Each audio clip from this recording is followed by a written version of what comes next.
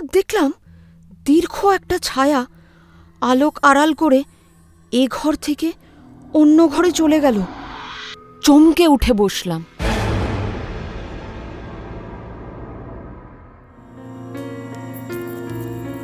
নিঝুম পথে নিভছে আলো, ছায়া হয়ে নেমে আসে রাত। অশরীর শ্বাস দেয় পিছু ডাক, জানালায় বাড়িয়ে দুহাত। বোঝা না বোঝার সীমা পেরিয়ে অজানার কুয়াশা মেখে না বলা কাহিনী শোনাতে।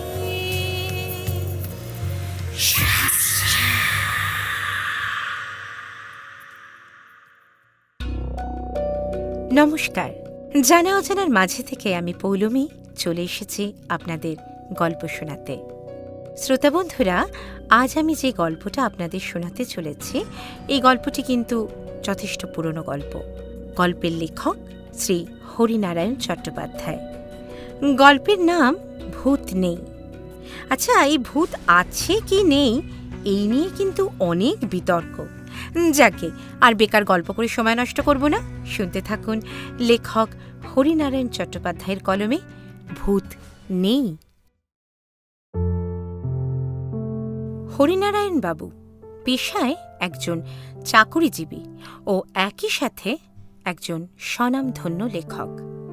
ওনার একজন খুব নিকট আত্মীয়া হলেন আরতি বন্দ্যোপাধ্যায়, যিনি MA BL কিন্তু ওকালতি করেন না।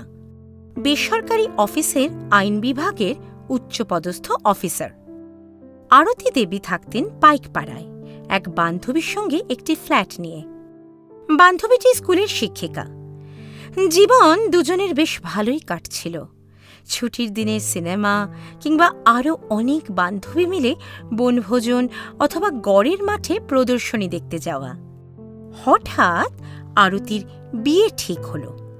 পাত্র উচ্চশিক্ষিত, এক যন্ত্রপাতির কারখানার আধা মালিক। এমতো অবস্থায় আরতি গেল হরিবাবুর কাছে দেখা করতে। সে বলল, বলছি, আপনি তো অনেক কিছুর সন্ধান রাখেন, আমাকে একটা বাড়ি খুঁজে দিন না। কি কিনবে নাকি? প্রশ্ন করলেন হরিবাবু। প্রত্যুত্তরে আরতি বলল, না না, ভাড়া নেব। খুব বড় দরকার নেই, দুজনে থাকবার মতো। একটু যেন ভালো এলাকায় হয়। আর দক্ষিণ কলকাতায় দেখবেন, কারণ ওর কারখানাটা কালীঘাটে। হরিনারায়ণবাবু নিজে থাকেন বালিগঞ্জে, একেবারে লেকের কাছে। পরদিন থেকেই বাড়ি খোঁজা শুরু করে দিলেন। শুধু নিজে নয়, গোটা দুয়েক দালালকেও এই কাজে লাগিয়ে দিলেন। অনেক বাড়ির সন্ধান এলো। কিছু নিজে এবং কিছু আরতিকে সঙ্গে নিয়ে বাড়ি দেখতে লাগলেন। আরতি ভারী খুঁতখুঁতে মেয়ে। না হরিদা, এই বাড়িটাও ঠিক মনোমতো হচ্ছে না।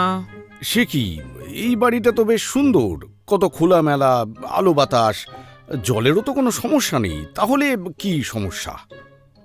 বাড়িটা ভালো হলেও ওই দেখুন না, ছেলেগুলো কেমন রকে বসে আড্ডা দিচ্ছে ঠিক আমার দরজার সামনে। লোকালয়টা খুব একটা। ঠিক আছে, ছেড়ে দাও, অন্যগুলো দেখতে থাকি বরং।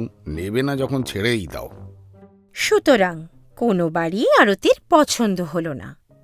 কোনো না কোনো কারণে সব নাকচ করে দিল।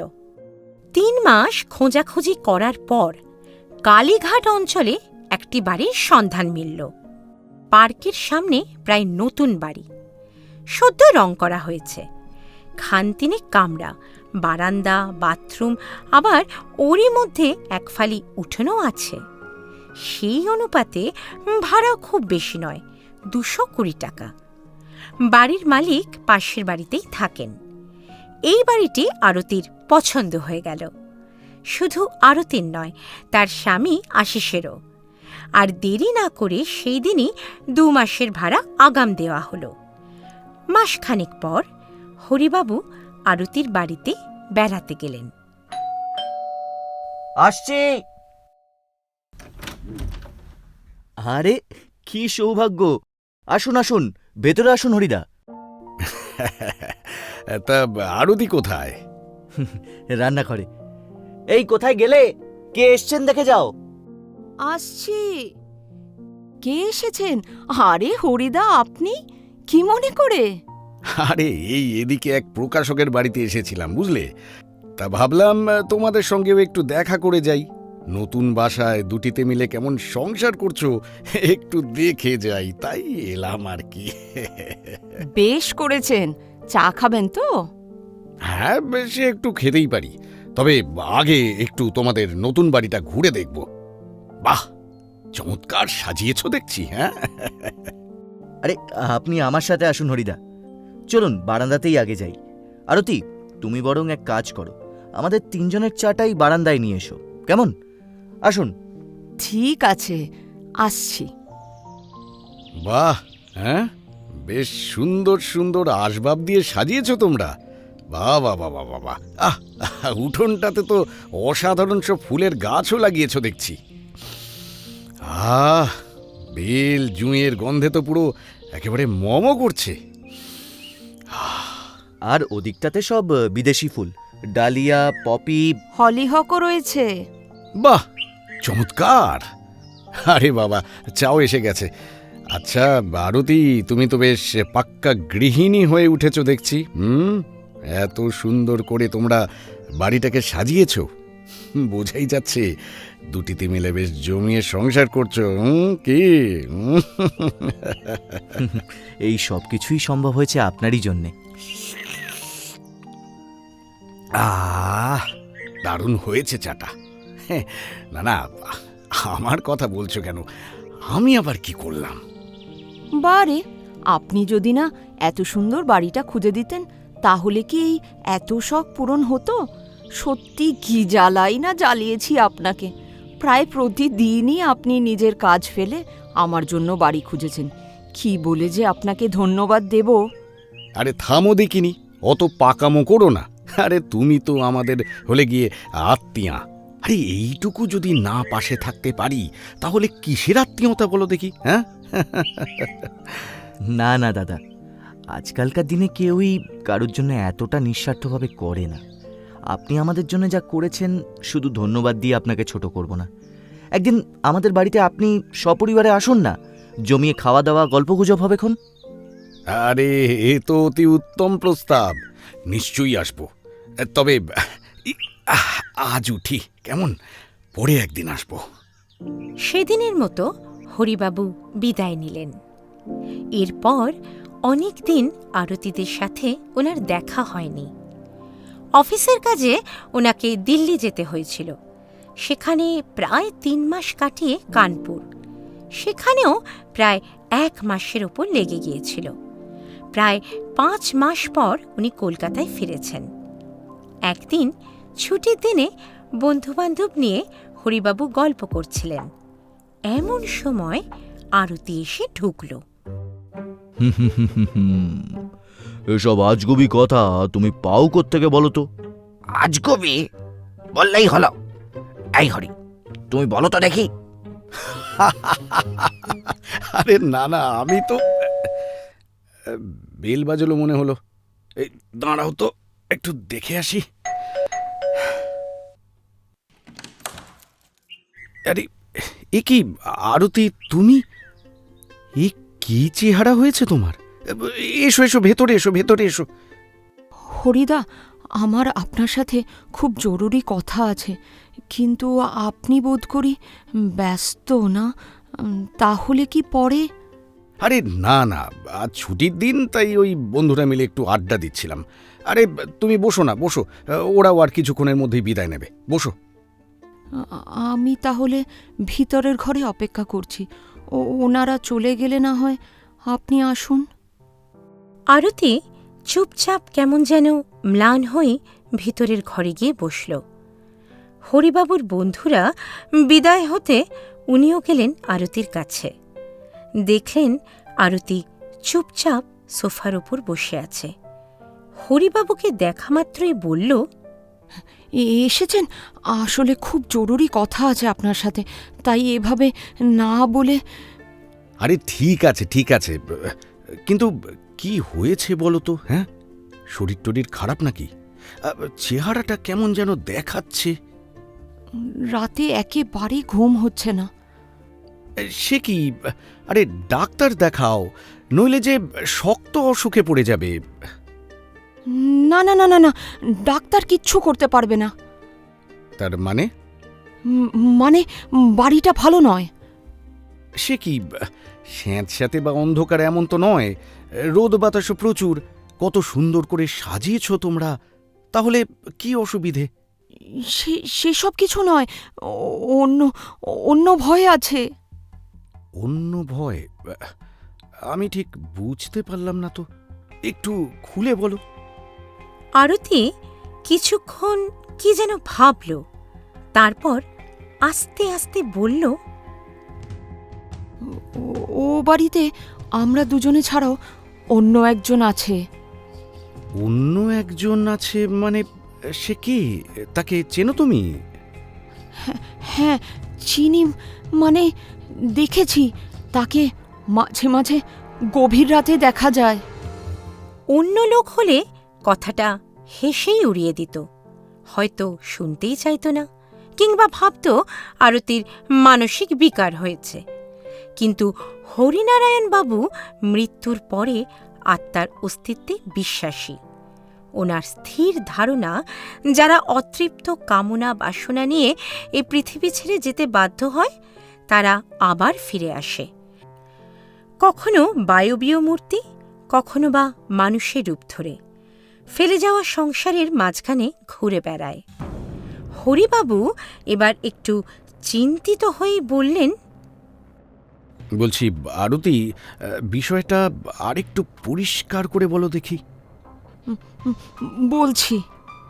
আরতি এবার কোলের ওপর রাখা ভ্যানিটি ব্যাগটা পাশে নামিয়ে রেখে সহজ হয়ে বসে বলতে লাগল, মাস দুয়েক আগে হঠাৎ খুটখাট শব্দে ঘুম ভেঙে যায়।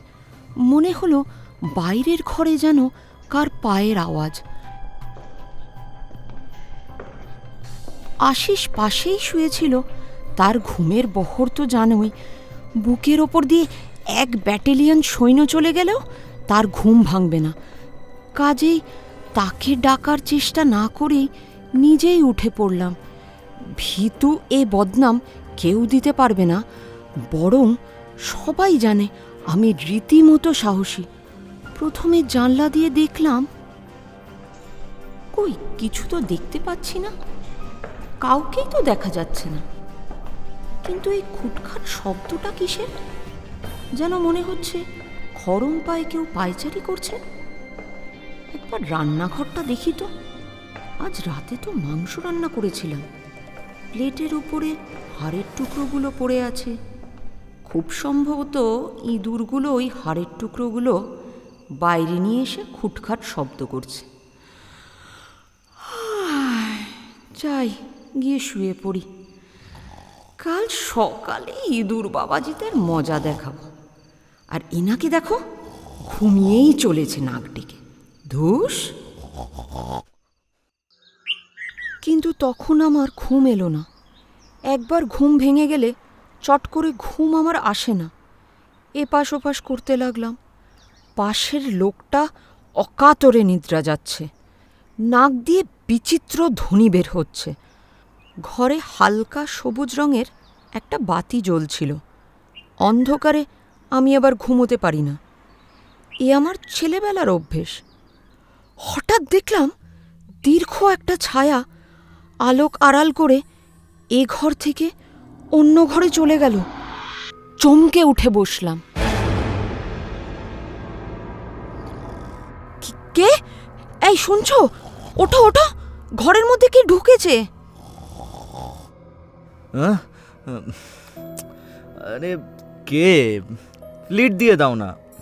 আর হ্যাঁ, আমায় ঘুমোতে দাও। আশ্চর্য লোক তো তুমি, একবার চোখও খুললে না, উল্টে পাশ ফিরে গিয়ে বলছো ঘুমোতে দাও। এ কি রে বাবা, ঘুম তোমার? ডাকছি তাও। ছায়াটা সরে সরে বাইরের দেয়ালের সাথে মিশে গেল, আর দেখা গেল না। আমি তখন বিছানার ওপর উঠে বসেছি। মনকে বোঝালাম, এ আমার শুধুমাত্রই চোখের ভুল। তা না হলে ছায়া দেখা গেল অথচ মানুষটাকে দেখা গেল না, তা কি হতে পারে নাকি? ভূতের কথা ভাবতেও পারিনি, কারণ ভূত আছে এমন অদ্ভুত কথা আমি কোনোদিনও বিশ্বাসই করি না। হরিবাবু খুব মনোযোগ দিয়ে এতক্ষণ আরতির কথাগুলো শুনছিলেন। এবার বললেন, তারপর? খানিক চুপ থেকে আবার বলতে শুরু করল আরতি। তারপর দিনকুড়ি সব স্বাভাবিক, কোনো গোলমাল নেই। সে রাতে ভয় পেয়েছিলাম ভেবেই হাসি পেত। একেবারে ছেলেমানুষি কাণ্ড। আশিস কারখানার কাজে দিন চারেকের জন্য জামশেদপুর গিয়েছিল। বাড়িতে আমি একলা। মাঝরাতে হঠাৎ ঘুম ভেঙে গেল। এবারে এবারে স্পষ্ট দেখলাম দীর্ঘ একহারা চেহারা, খালি গা, কাঁধের উপর ধপধপে সাদা উপবিত, কোঁচাটা ভাঁজ করে সামনে গোজা, মাথায় পাকা চুল, দুটি চোখ জবা ফুলের মতো লাল, গালে খোঁচা খোঁচা দাড়ির মধ্যে দিয়ে উঁচু চোয়াল দেখা যাচ্ছে। লোকটির ঊর্ধ্ব দৃষ্টি, হাতে শক্ত একটা দড়ি, ওপর দিকে কি যেন খুঁজছে। সেই মুহূর্তে শরীরের সব রক্ত জমে হিমশীতল হয়ে গেল। দুহাতে বুকটা চেপে ধরেও দ্রুত স্পন্দন কমাতে পারলাম না। মনে হলো তখনই হার্ট ফেল করব। বিকৃত কণ্ঠে বললাম, কে কে ওখানে? লোকটি ওপর থেকে দৃষ্টি নামিয়ে আমার দিকে দেখল। জ্বলন্ত দৃষ্টি, পলকহীন, সারা গায়ে কাঁটা দিয়ে উঠল। তখনই মনে হলো লোকটা এ জগতের কেউ নয়, অশরীরী আত্মা। তারপর আস্তে আস্তে লোকটা পাশের ঘরে ঢুকে গেল। আমি খাট থেকে নামলাম, কিন্তু তার পেছনে যাবার সাহস হলো না। এই কথাগুলো বলবার সময় হরিবাবু দেখলেন আরতির মুখ চোখ ভয় ফ্যাকাশে হয়ে গেছে। উনি বললেন, এরকম যখন ব্যাপার, তখন না হয় এই বাড়ি ছেড়ে দাও, অন্য কোথাও বাড়ি খুঁজি নাকি? তাতেও তো মুশকিল। আপনি বোধহয় লক্ষ্য করেননি, বাড়ির দেয়াল ভেঙে চুরে আমি দুটো ঘর বাড়িয়েছি। বাইরেটা চুনকাম ও ভেতরে রঙও করিয়েছি। গ্যাস বসাবার জন্য রান্নাঘরেরও অনেক অদল বদল করেছি। অবশ্য এসব বাড়িওয়ালার মত নিয়েই করেছি। ভাড়া থেকে মাসে মাসে কিছু করে টাকা কেটে রাখছি। সে টাকা শোধ হতে বছর দুয়েক লাগবে। তার আগে বাড়ি ছেড়ে দিলে আমার অনেক টাকা লোকসান হয়ে যাবে দাদা। ঠিক আছে, আমি একবার তোমার বাড়িওয়ালার সঙ্গে দেখা করব। তিনি কি বলেন একবার শুনি। দিন দুয়েকের মধ্যেই হরিবাবু আরতিদের বাড়িওয়ালার কাছে গিয়ে হাজির হলেন। ঘোরতর কৃষ্ণবর্ণ, বিপুলাকায়। কলকাতায় কিছু বাড়ি আছে, কাঠের ব্যবসা। একটা ইজি চেয়ারে বসেছিল বাড়িওয়ালা ভদ্রলোক। হরিনারায়ণ বাবুকে দেখে উঠবার চেষ্টা করল, কিন্তু পারল না।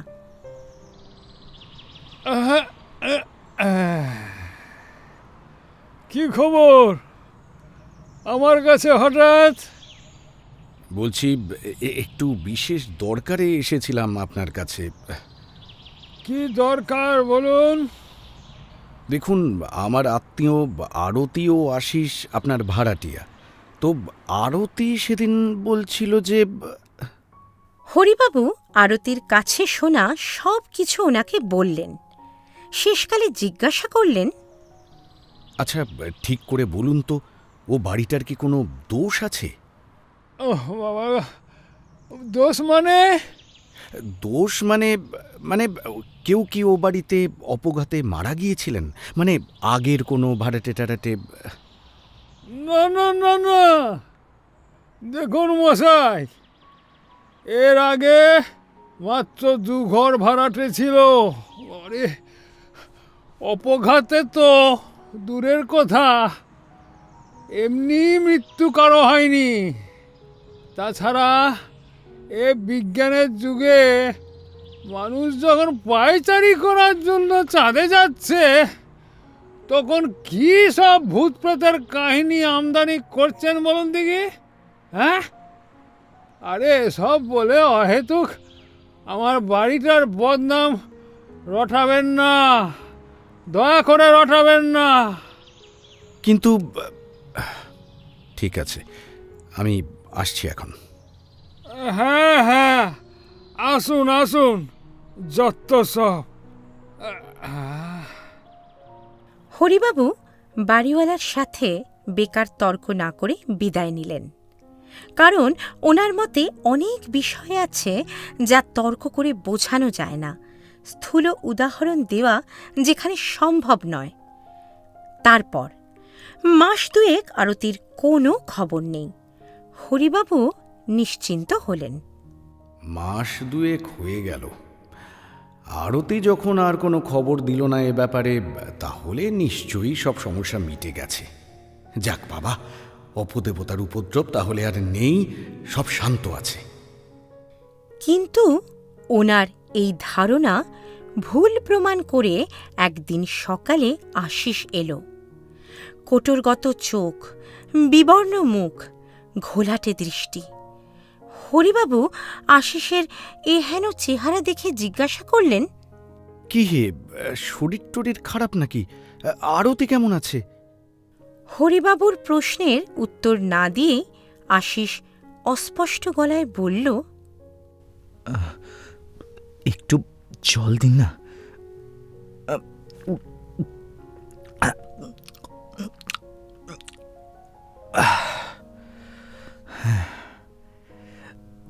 আরতিকে তার টলিগঞ্জের দিদির বাড়িতে দিয়ে এলাম। কালীঘাটের বাড়িতে আমাদের থাকা চলবে না হরিদা। কেন, আবার কি হলো? আরতির কাছে তো কিছু কিছু শুনেছেন, আমি এ পর্যন্ত কিছু দেখিনি, কোনো শব্দও শুনিনি। সেই জন্যই এতদিন আমিও আরতিকে নিয়ে ঠাট্টাই করতাম। আর তাছাড়া ভূত আত্মা এইসবে আমার কোনোদিনই কোনো বিশ্বাস নেই। কাল একটা কাজে আমি হাওড়ায় আটকে পড়েছিলাম, বাস বন্ধ, ট্যাক্সিও পাই না। কিছুটা হেঁটে তারপর ট্রামে বাড়ি পৌঁছতে প্রায় 12টা হয়ে গিয়েছিল।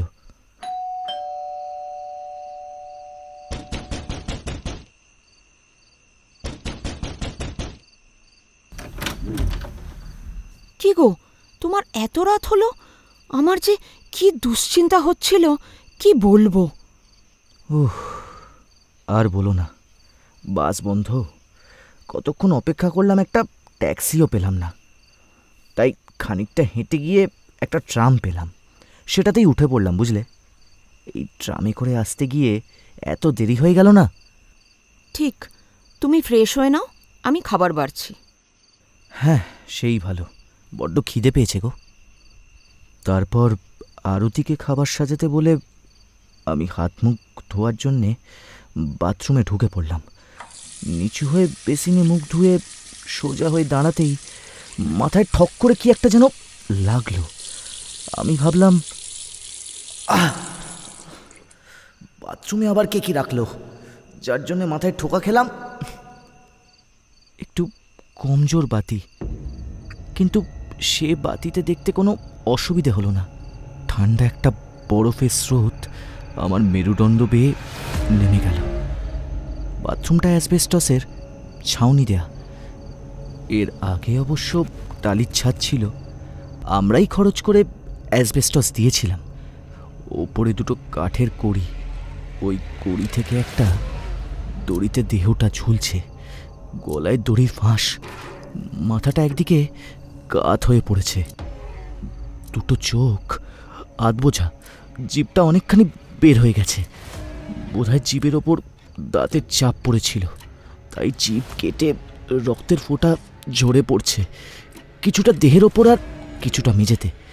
পরনে আধময়লা ধুতি আর কাঁধে পইতে।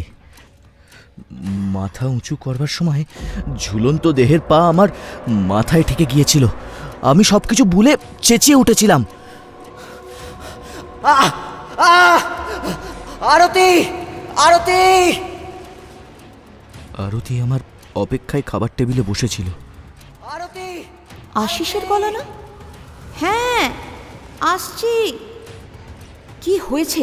চিৎকার করছো কেন? আমার চিৎকারে ছুটে এসে বাথরুমের দরজার কাছে দাঁড়িয়েছিল।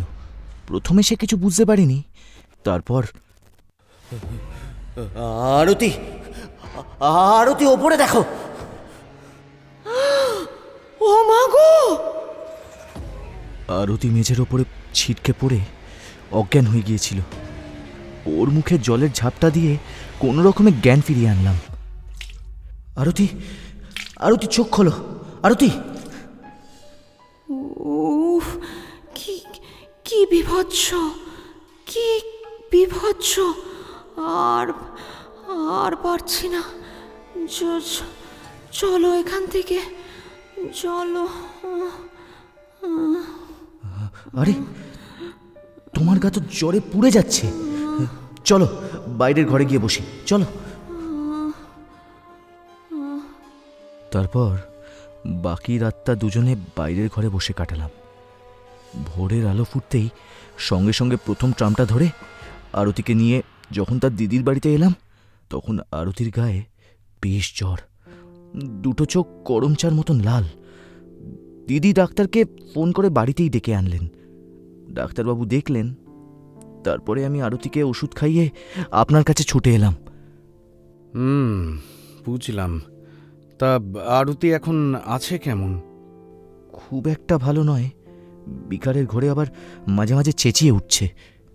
ও ওই লোকটা, ওই লোকটাই তো ঘুরে বেড়াচ্ছিল দড়ি হাতে। আমাকে এখান থেকে নিয়ে চলো, আমি এখানে থাকবো না। আমাকে অন্য কোথাও নিয়ে চলো। আরতি, আরতি, তুমি শান্ত হও। আমরা এখন তোমার দিদির বাড়ি মানে টালিগঞ্জে আছি। ওই বাড়িতে আর তোমাকে কোনোদিন ফিরতে হবে না। আমরা আর থাকবো না ওইখানে। তুমি শান্ত হও। ডাক্তারবাবুর মতে ভয়টা কেটে গেলেই আরতি ঠিক হয়ে যাবে। আচ্ছা আশিস, এমন নয় তো একসময় দরজা খোলা পেয়ে বাইরের কোনো লোক বাড়ির মধ্যে ঢুকে পড়ে আত্মহত্যা করেছে? সে হয়তো আত্মহত্যা করবার জন্য নির্জন একটা জায়গা খুঁজছিল। যদি আপনার এই যুক্তি আমি মেনেও নিই, তাহলে ওই একই লোককে মাস দুয়েক আগে আরতি ওই অবস্থায় কিভাবে দেখেছিল? সে নিশ্চয়ই এতদিন ধরে আত্মহত্যা করবার জন্য আমাদের বাড়িতে ঢুকে ট্রায়াল দিচ্ছিল না? সেটাও অবশ্য ঠিক। চলো একবার নিজের চোখে দেখে আসি বরং। ঘটনাটা ভৌতিক কিংবা যা কিছুই হোক, পুলিশে খবর দেওয়াও আমাদের একটা কর্তব্য। তারা এসে মৃতদেহের ভার নেবে। আগে তোমাদের বাড়িতে যাব। চলো চলো চলো চলো। এই বলে হরিনারায়ণবাবু আশিসের সঙ্গে গেলেন তাদের ওই বাড়িতে। তালা খুলে ভেতরে ঢুকলেন। বাথরুমের মধ্যে গিয়ে উনি অবাক হয়ে গেলেন। কই, কোথাও তো কিছু নেই, সব তো পরিষ্কার। আশিস, বলছি কোথায় কোথায় তোমার ঝুলন্ত দেহ? হ্যাঁ, রক্তের একটা ফোঁটাও তো কোথাও দেখছি না। সেটা কি করে হয়? আমরা স্পষ্ট দেখেছি। সব চোখের ভুল, বুঝলে আশিস, সব চোখের ভুল। না না না না না, এতটা এতটা চোখের ভুল আমার হতে পারে না। তাহলে দুজনেই ভুল দেখলাম। আরে ওরকম হয় আশিস, ওরকম হয়। একজনের ভয় আর একজনের মধ্যে সঞ্চারিত হয়ে তাকেও এক ধরনের কাল্পনিক দৃশ্য দেখায়। আরে তুমি দেখোই না, কাল রাতে তুমি যদি সত্যি ওরকম একটা দৃশ্য দেখে থাকো, তাহলে আজ কোথাও কিছু নেই তা কি করে হতে পারে? হ্যাঁ, এইখানটাই তো দেখেছিলে নাকি? হ্যাঁ। এই বলে হরিবাবু মুখ তুলে ওপরের দিকে দেখেই থমকে গেলেন। যা দেখলেন তাতে ওনার মতো যুক্তিবাদী মানুষেরও হাত পা বেশ ঠান্ডা হয়ে গেল। ওনার বুকের দাপাদাপি এত জোরে হচ্ছিল যেন যে কোনো মুহূর্তে ওনার হৃৎপিণ্ড বন্ধ হয়ে যাবে। উনি ভয়ে ভয়ে বলে উঠলেন, কি কি আশ্চর্য! এটা তো আগে আগে দেখিনি। কড়ির সঙ্গে একটা মোটা দড়ি বাঁধা। দড়িটা এরকম এরকম ফাঁসের আকারে ঝুলছে, কিন্তু কিন্তু এ দড়ির ফাঁস তো আগে দেখিনি। অবাক কাণ্ড! দড়ির ফাঁসটা আবার এ দেখো অল্প দুলছে, অথচ কোথাও তো বাতাস নেই। বাইরে যদিও বা বাতাস বাতাস থাকে, তো বাথরুমে ঢোকবার তো কোনো কোনো সুযোগই নেই। আশিস, হ্যাঁ? আরে সেই কথাই তো বলছি আপনাকে। এবার আপনিই বলুন, এটা কি আমাদের সত্যি চোখের ভুল? চলুন হরিদা, বেরিয়ে চলুন।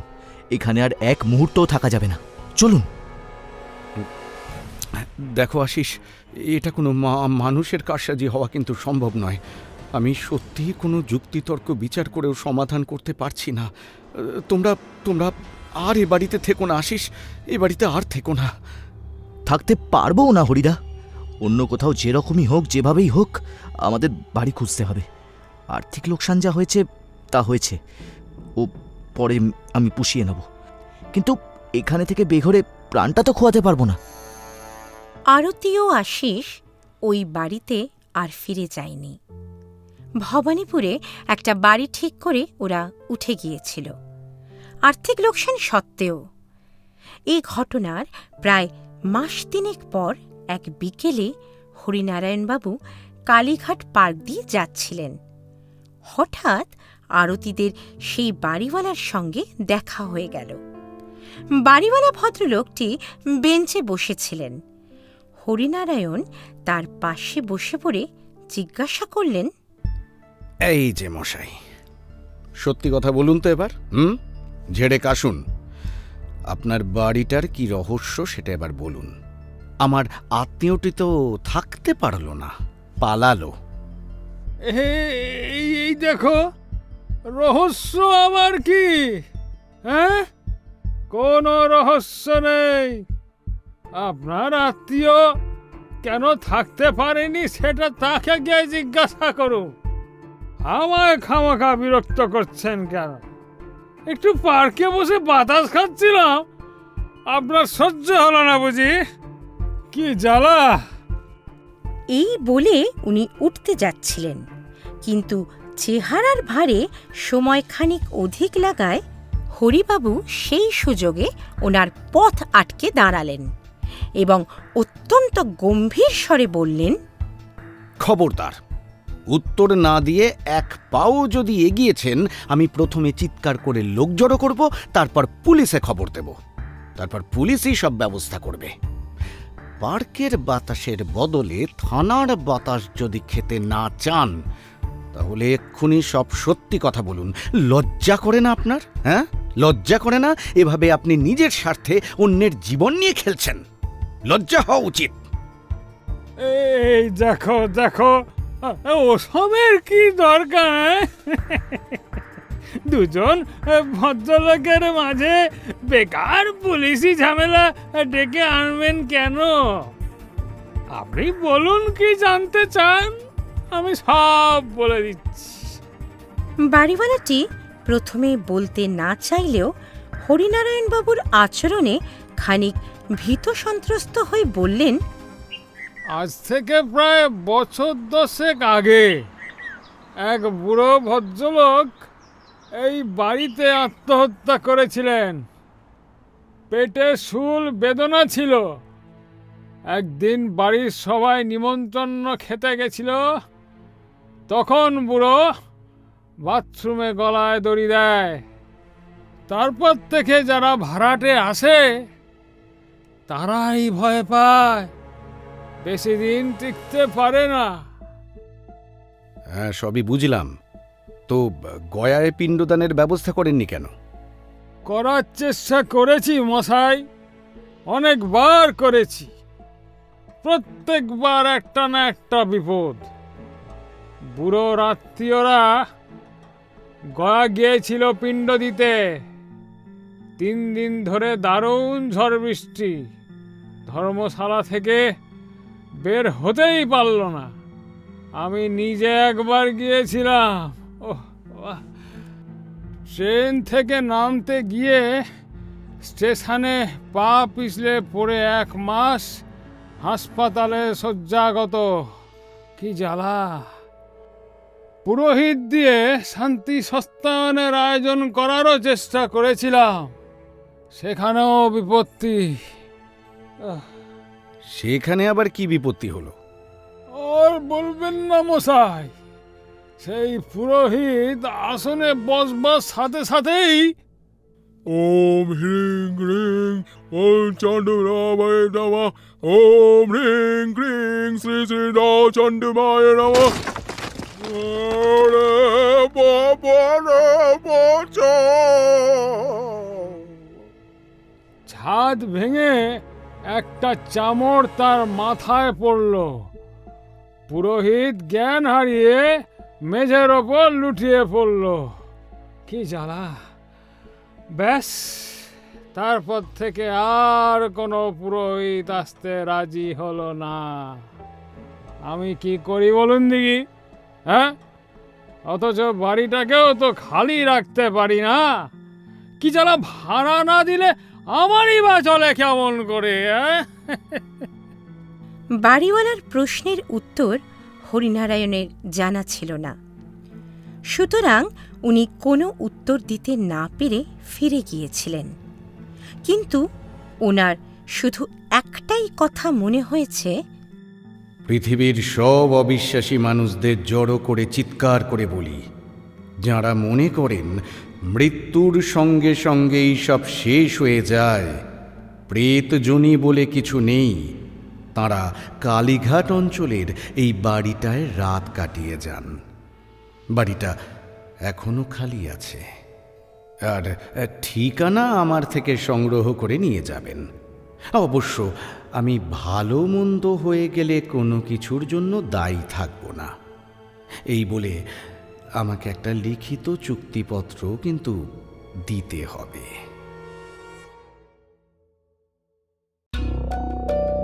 আপনারা এতক্ষণ শুনছিলেন লেখক হরিনারায়ণ চট্টোপাধ্যায়ের কলমে ভূত নেই। গল্পের বিভিন্ন চরিত্রে সুকন্যা, জয়জিৎ, রনেত, সোমক ও গল্পের কথক আমি, অর্থাৎ আপনাদের পৌলমী। আমাদের গল্পগুলি শুনতে থাকুন আর অবশ্যই কমেন্ট করে জানাবেন কেমন লাগছে আমাদের গল্পগুলো।